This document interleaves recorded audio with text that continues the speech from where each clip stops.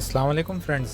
आज जो हमारा टॉपिक है वो लुब्रिकेंट्स के ऊपर है, जो हम इंडस्ट्रीज़ में यूज़ करते हैं अपने गियर बॉक्स पे और इस तरह के डिफरेंट इंडस्ट्रियल एप्लीकेशंस में। जैसे हमारे गियर रिड्यूसर्स होते हैं, डिफरेंट बेयरिंग्स होते हैं और कपलिंग्स वगैरह होती हैं। तो जो लुब्रिकेंट्स होते हैं वो डिफरेंट टाइप्स के होते हैं और उनकी डिफरेंट विस्कोसिटी होती है, जिसको हम हर एप्लीकेशन पे उसकी स्पेसिफिकेशन के और करैक्टरिस्टिक के अकॉर्डिंग यूज़ किया जाता है उसको। जैसा कि कुछ हमारे पास जो लुब्रिकेंट्स होते हैं उनका ग्रेड होता है 1000, उसकी विस्कोसिटी 1000 होती है, कोई 220 होती है, किसी की 150 होती है।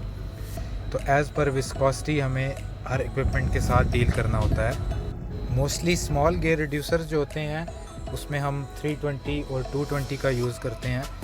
EP 320 या 220 हम बोलते हैं। EP stands for extreme pressure.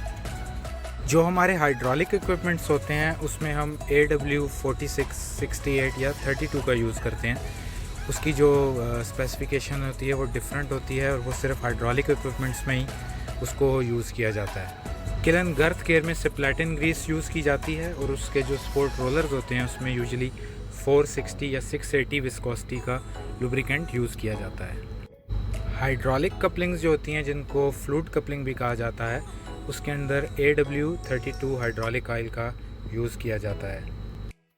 Her equipment के OEM के मुताबिक उसके रनिंग आवर्स होते हैं।